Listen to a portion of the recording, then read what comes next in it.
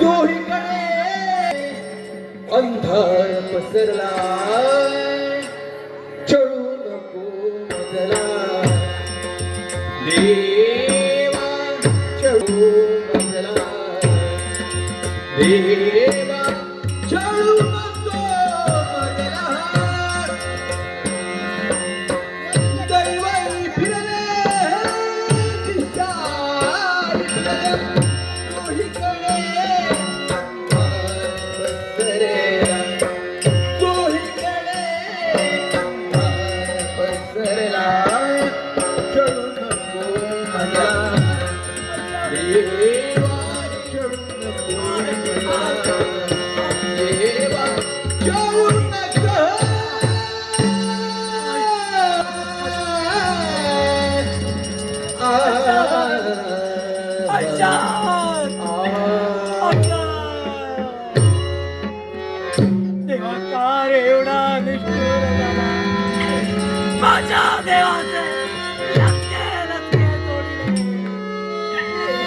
तेव्हा कोणचा अपराध या राजकारण्या घरी घडला आणि त्याचा शासन म्हणून जीवनाची राख जिच्यावर एक कनिष्ठतेने प्रेम केलं ती माझ्या जन्माच्या बाजून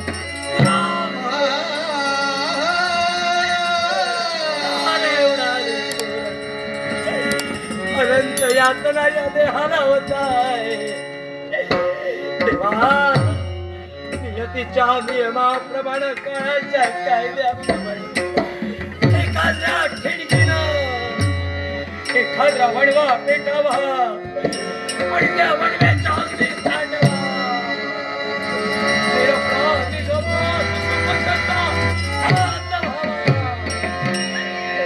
आणि एखाद्या पक्षीने आपल्या पिल्लांना करताना ममतेचा टाव बोलावा तशीच नियती आज माझ्यावर हसू लागली आहे हा जरी अपराध नसला तरी माझ्या जन्म शोधण्यासाठी या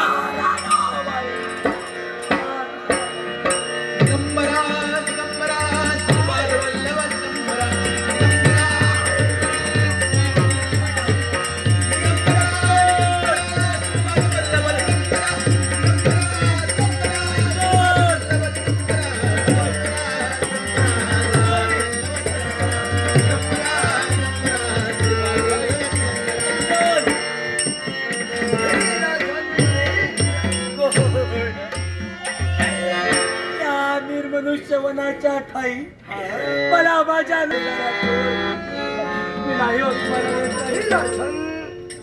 तुझे दोन्ही नेत्र गेले म्हणून जर का तू दुःख करत असशील तर मुळीच दुःख करू नको. हा नृसिंह सरस्वती तुझे गेलेले नेत्र पुनश्च देतो.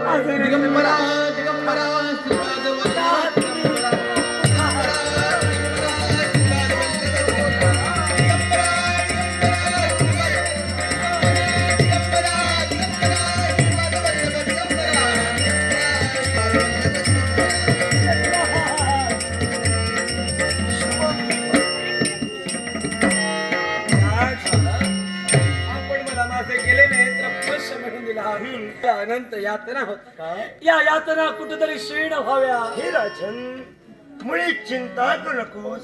असंख्य यातनाने तुझा देह जर जर्जर झाला असेल ते याच्यावर सुद्धा मार्ग आहे. आणि तो मार्ग कोणता असेल तर पहा समोर दिसणार पाप विनाशिनी कुंड. या कुंडात स्नान करून पुढे शेतपर्यंत त्याला झालेल्या कठीण यातना दिगंबराया हो सावळ्या मला भेट द्या हो. दिगंबराया हो सावळ्या मला भेट द्या हो. दिगंबराया हो सावळ्या मला भेट द्या हो.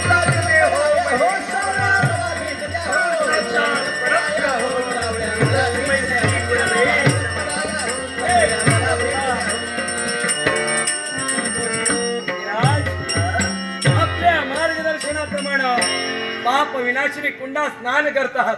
देहाला झालेल्या जखमा भरल्या गेल्या होणाऱ्या यातना क्षीण झाल्या. राजन सुज्ञ नाहीत रसिक हो. नाट्यरसिकांसाठी एक खुशखबर आहे. दिनांक 18 एप्रिल 2026 रोजी श्री सत्यनारायण महापूजेनिमित्त खानवलकर दशावतार नाट्य मंडळ यांचा ठीक रात्र 8:30 वाजता नाट्यप्रयोग होणार आहे. स्थळ त्रिमूर्ती सभागृह दत्त मंदिर जवळ मुळीकवाडी वरची मळेवाड या ठिकाणी सत्यनारायण पूजेचा व नाट्यप्रयोगाचा लाभ घ्यावा अशी सर्वांना नम्र विनंती. तसेच आमचे काका सन्मान्य तानाजी पेडणेकर यांच्याकडून माझ्या कलामणीचा करून लाखलाचा पाठवू केला त्यांना चांगली उदंड आरोग्य केला अशी गणरायाची प्रार्थना करून पारितोषिकाचा आनंद. हे राजन, तुझ्या संपूर्ण देहाचं निरीक्षण जर केलं असेल, तुझ्या चेहऱ्यावरचं स्मित हास्य दुरावल्याचा महाराज आपल्या मुखावटे वाघेश्वरी येऊ लागली. राजन तुझ्या चेहऱ्यावरचा स्मित हास्य कुठेतरी दुरावला गेला आहे आणि याच्या मुळाचे कारण ते काय असेल कोणतं कारण? तर या राजकर्त्याच्या जीवनाची राखणारी त्याचा ब्रह्मसंबंध माझ्या अर्चनला माझ्यापासून तुला राजन, मुळीच चिंता करू नकोस. तुझं आणि त्या ब्रह्मसंबंधाचं पुन्हा एकदा घनघोर असं युद्ध होईल आणि त्या युद्धात हा गुरुमौली म्हणजे नृत्य सरस्वती तुला सांगतोय, सदैव तुझ्या मुखात दत्त नामस्मलाचं आचरण ठेव आणि त्याच्यावर तू मत करशील. पण तुझ्या अंजलला अमरच्या भीमा नदीच्या तीरावर औदुंबराच्या निवासस्थानी स्वतःच्या मुखात ठेवून तुमची माझी भेट दिगंबरा दिगंबरा श्रीपाद वल्लभ दिगंबरा ओम नमो नारायण पाद वल्लभ दिगंबरा दिगंबरा दिगंबरा श्रीपाद वल्लभ दिगंबरा दिगंबरा दिगंबरा श्रीपाद वल्लभ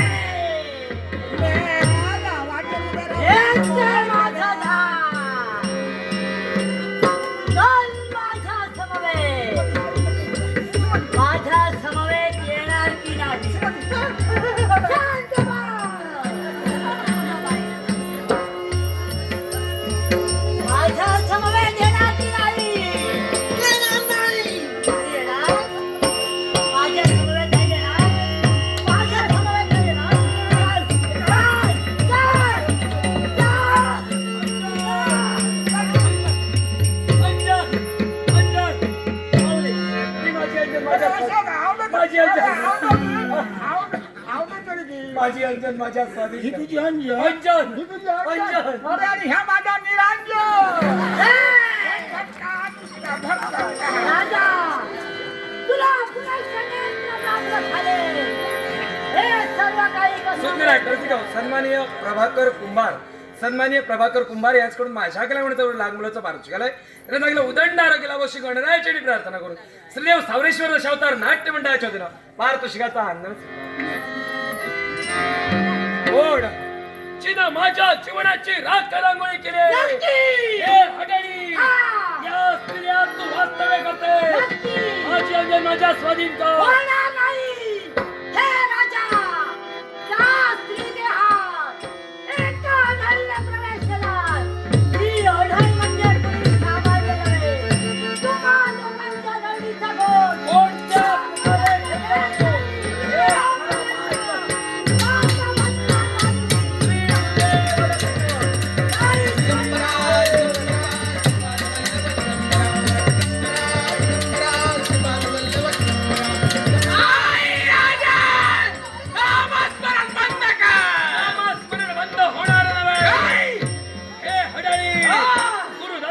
नामस्मरणाच्या ओळी करून तुझ्या देहाचा ज्वालाग्नीवर माघारी जाणार नाही. हे नामस्मरण बंद केल्याशिवाय मग माघारी जात नसेल तर दत्त नामस्मरणावर मान कोणत्या प्रकारे करते हेच मला पाहिजे. अवगुणे फुले अंतरी दिसती अवगुण फुले अवगुणे फुले अंतरी दिसती करीती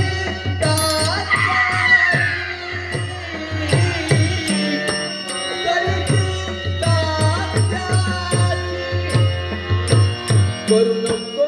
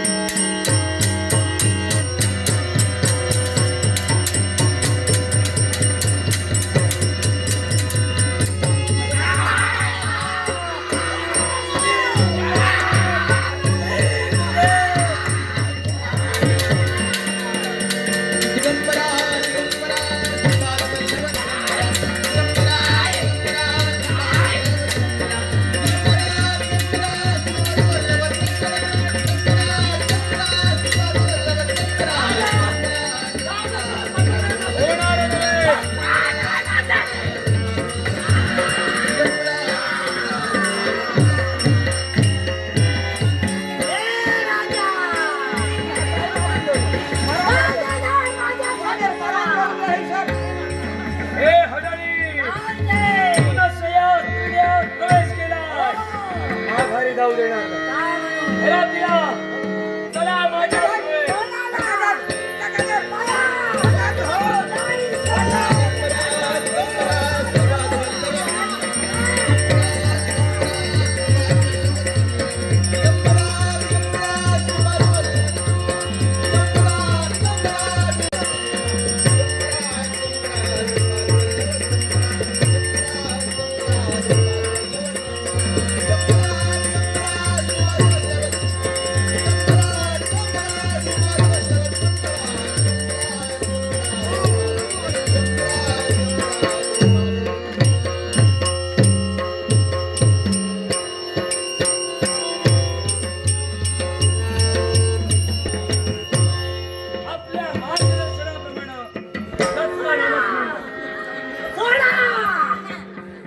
वळण येईन ऐकलं. हे शक्ती, या झाडातून बाहेर ये. नाही येणार. हे झाड माझं आहे. माझ्या स्वामींनी दिलेली आज्ञा मला परिपूर्ण करायची आहे. हा. चमत्काराच्या बोधानं पुन्हा एकदा सांगतोय, या झाडातून बाहेर ये. नाही येणार. तू सांगून ऐकत नसशील. काय करणार? काही नाविलाज आहे. ओम नमो दिगंबरा दिगंबरा श्रीपाद वल्लभ दिगंबरा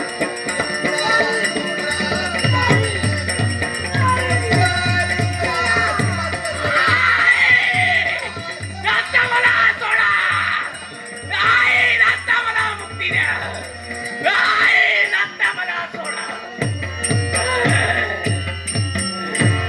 हे शक्ती, कोणता माझ्या भक्तांचा अपराध होता म्हणून त्यांना तू त्रस्त केलंस.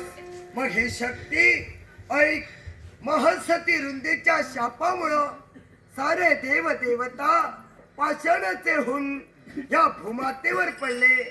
त्या पाषाणांना प्रसाद स्वरूपात कौलावले जातील आणि तुझा माग दिला जाईल. तुझा माग कोणता असेल? गुळ, काजळ, कुंकू, सुवासित फुलं, कोरडे तांदूळ हा माग दिल्याच्या नंतर त्या झाडातून, त्या व्यक्तीतून तू तुझ्या स्वस्थानी निघून जाशील. पण हे शक्ती, जे हे तू कृत्य केलंस त्याला एकच शासन, आणि ते शासन कोणतं असेल? तुला भस्मसात. ओम नमो दिगंबरा दिगंबरा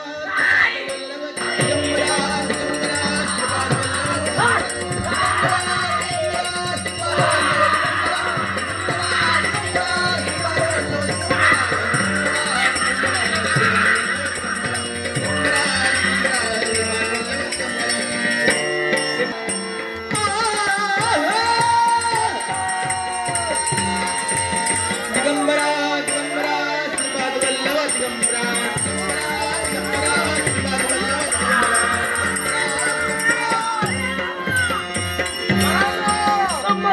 अहं जित रूप तुझं दिसू लागलं.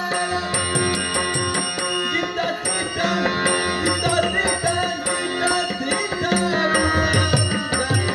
दिसू लागलं. देवा तुझ्या नावात याड लागले. देवा तुझ्या नावात याड लागले. देवा तुझ्या नावात याड लागले. आहा, याड लागलं, याड लागलं, याड लागलं. याड लागलं, याड लागलं, याड लागलं. देवा तुझ्या नावात याड लागले.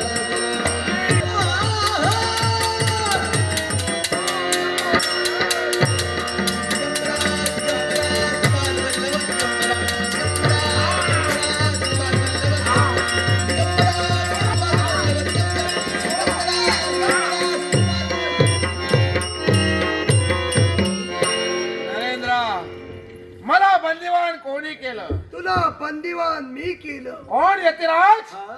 का म्हणून? कोणता माझ्या भक्तांचा अपराध होता म्हणून तू त्यांना त्रस्त केलंस. तुमच्या भक्तांचा अपराध होता म्हणून मी त्यांना त्रस्त केलं. असा कोणता अपराध? यतिराज, प्रत्येकाला वेधा मर्यादा, त्याचप्रमाणे मलाही मर्यादा ठेवल्या. अशा कोणकोणत्या? ऐका, हा? भर दुपारची वेळ, तिने सांग अर्थात कातर वेळ आणि मध्यान रात्र या 3 प्रहराच्या ठिकाणी मी माझ्या मर्यादित फिरत असतो. आणि फिरत असताना एखादा सुंदर मनुष्य झाड मिळतात, त्यात मी प्रवेश करतो. ते झाड कोणत्या तरी असेल, एखादी स्त्री किंवा कुवारिका, मोकळे केस सोडलेली, केसात सुगंधी गजरा, डोळ्यात काजळ, नाकात नथनी, पायी पैजण, नटता पटता केलेली हे सुंदर मनुष्य झाड दिसतात.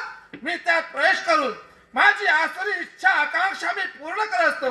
पण या झाडाला सोडणार नाही मी. रामब्रह्म संबंध आज माझ्या भक्तांकडून कळत नकळत अपराध घडलाही असेल, पण त्यांच्या जीवनातून तुला बाहेर जावत लागेल असा माझा आदेश आहे तुला. तीन शिरे सात तया माझा दंडवत. आशीर्वाद. हे गुरुदत्तात्रया, हा?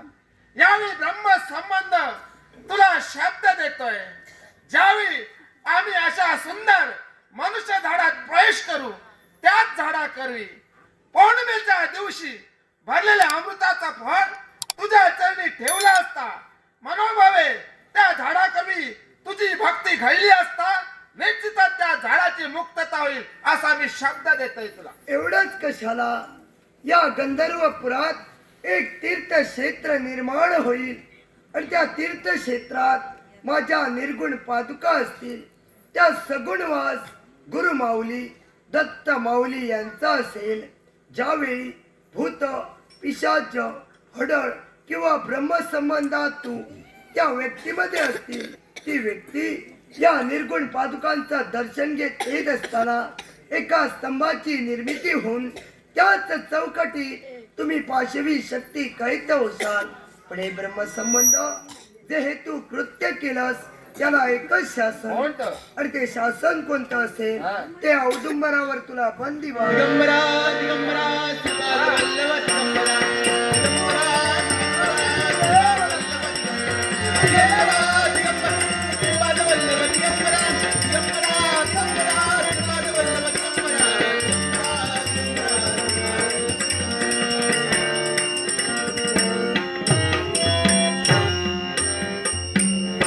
भीमा अमरजा नदीच्या संगमावरती नृसिंह सरस्वती स्वामींनी स्वतःच्या निर्गुण पादुका ठेवल्या आणि त्यांच्या मुखातून मुखद्वार बाहेर निघाले. यामध्ये सदैव दत्तमाऊलीचा वास असणार आहे आणि तो कोणत्या प्रकारे असेल. आजपासून या गंधर्वपुराला तीर्थक्षेत्र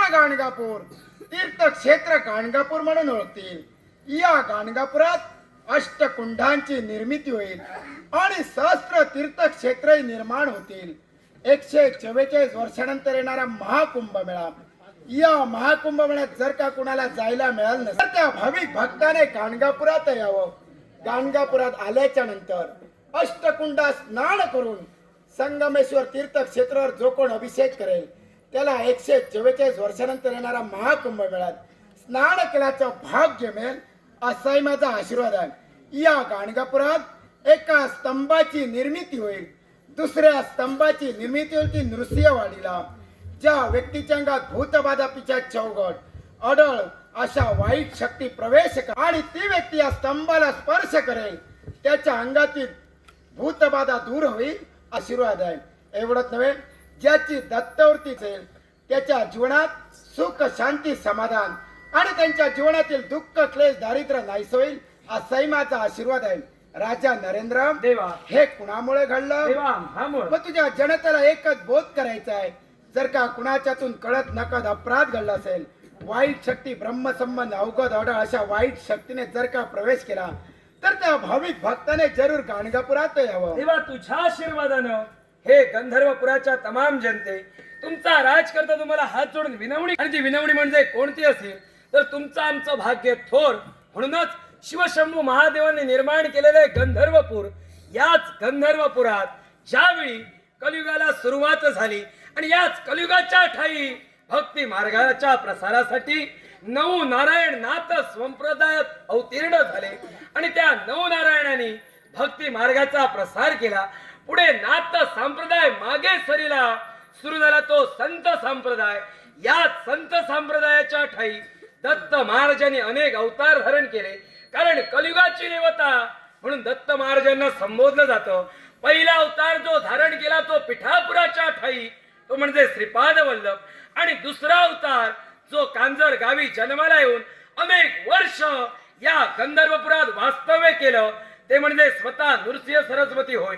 नृसिंह सरस्वतींना दत्त स्वरूप म्हणून पूजिलं जातं आणि म्हणूनच ज्यावेळी हा अवतार कार्य संपवण्याची वेळ समीप आली त्याच वेळी नृसिंह सरस्वतींनी स्वतः पाशी असणाऱ्या निर्गुण पादुका आपल्या शिष्यांकडे दिल्या आणि शिष्यांकरवी त्या निर्गुण पादुका या गंधर्वपुरात स्थापन करून एक भव्य मंदिर उभारलं गेलं.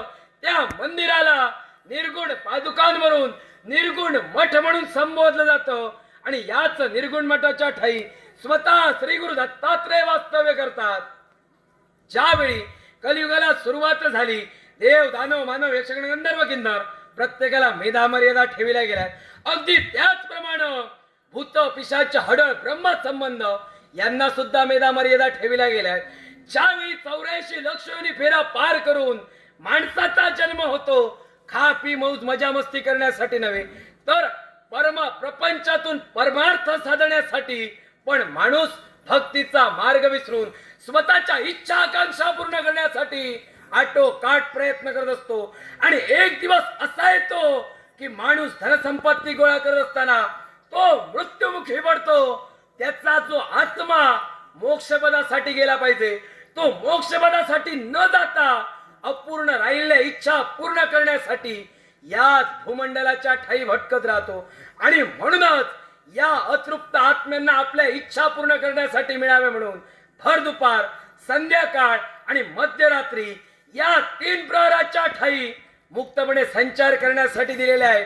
म्हणूनच कोणत्याही स्त्रियांनी स्वतःचे केस मोकळे सोडून स्वतःच्या केसात सुगंधी गजरा माळून पायी पैजळ्यांचा आवाज करीत, हाती कंगळांचा आवाज करीत या 3 प्रहराच्या ठाई कधीही एकटेपणानं फिरू नये. कारण स्त्रीनं माळलेल्या केसातील सुगंधी गजऱ्याकडे या पाशवी शक्ती आकर्षित होऊन स्त्री देहात सुद्धा प्रवेश करतात.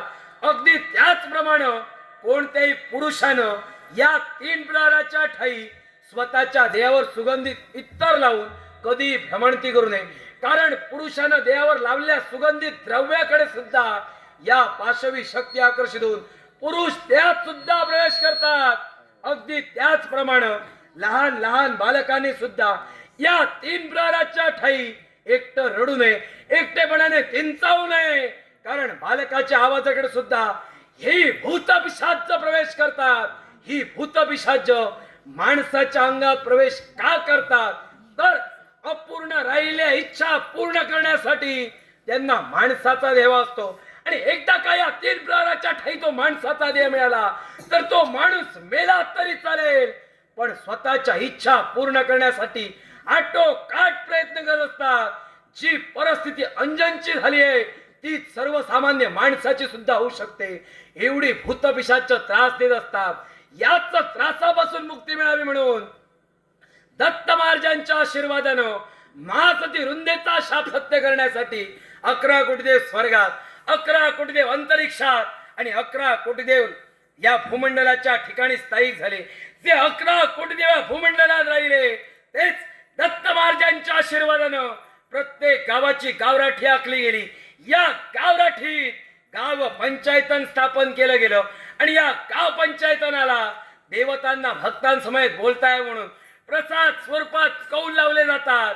ज्या कुणा माणसांना भूतबाधा होते त्यांनी कौल घ्यावे. दिलेल्या कौलाच्या मागाचोगी करून तुमच्या देवतेत एवढी शक्ती आहे की ती भूतबाधा दूर करू शकतात. पण देवानं कोणता कौल आणि दिला माग सांगितला हे कळण्यासाठी माणसाची भक्ती त्या देवावर असणं तेवढीच गरजेचं होय. आणि हीच भक्ती या कलियुगात कुठेतरी कमी पडू शकते. म्हणून ज्या कुणा माणसांना भूतबाधा होते त्यांनी गाणगापुरात या. गाणगापुरात मठाच्या पहिल्याच पायरीवर येतात.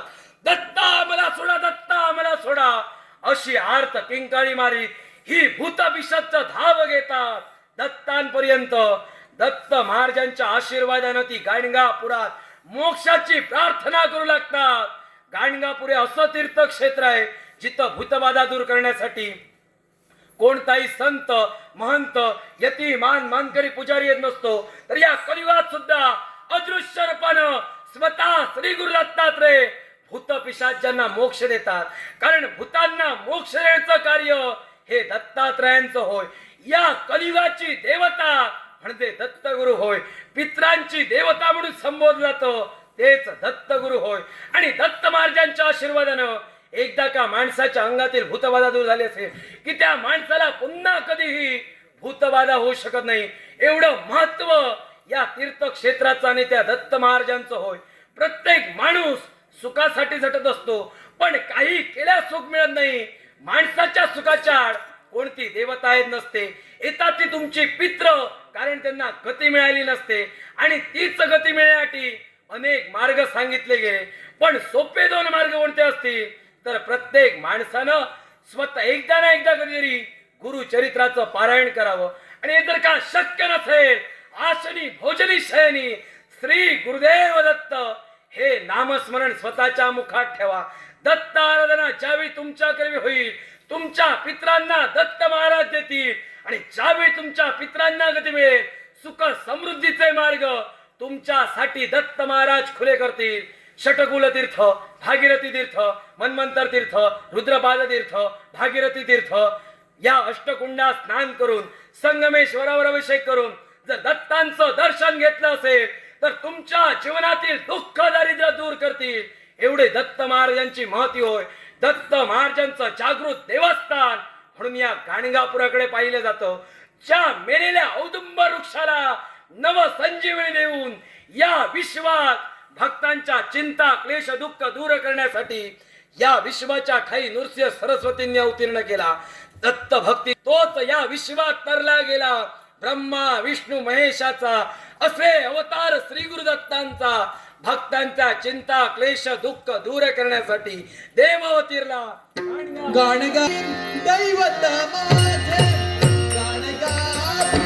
त्या ठिकाणी साऱ्या भाविक भक्तांना विनंती आहे या ठिकाणी रंगमंचावर येऊन साक्षात स्वामींचं दर्शन आपण घेऊ शकणार. कृपा करून सर्वांनी दर्शनासाठी या.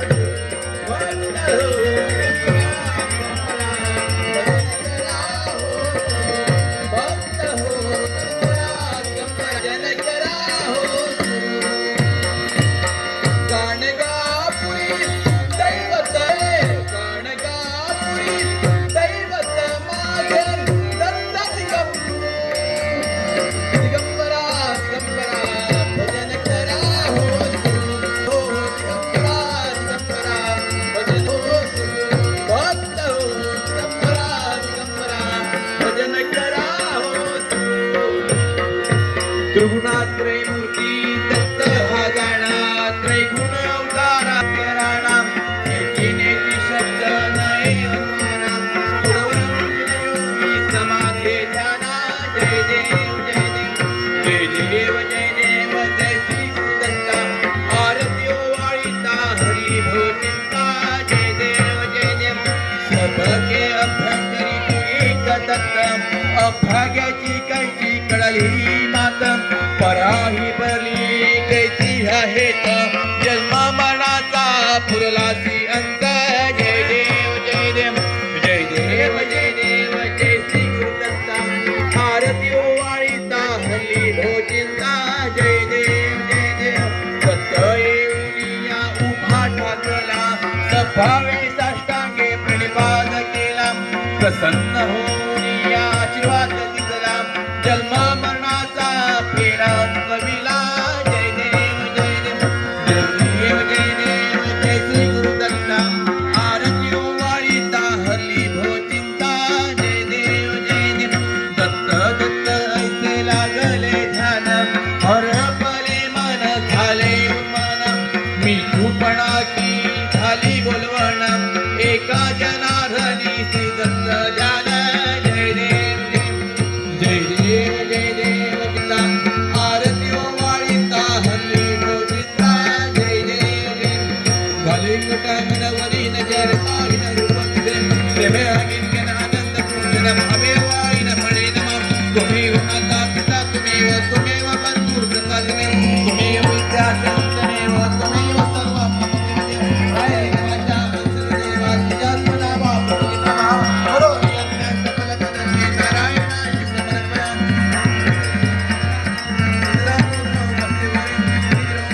जानकी नायकम जप हरे हरे राम राम राम हरे हरे.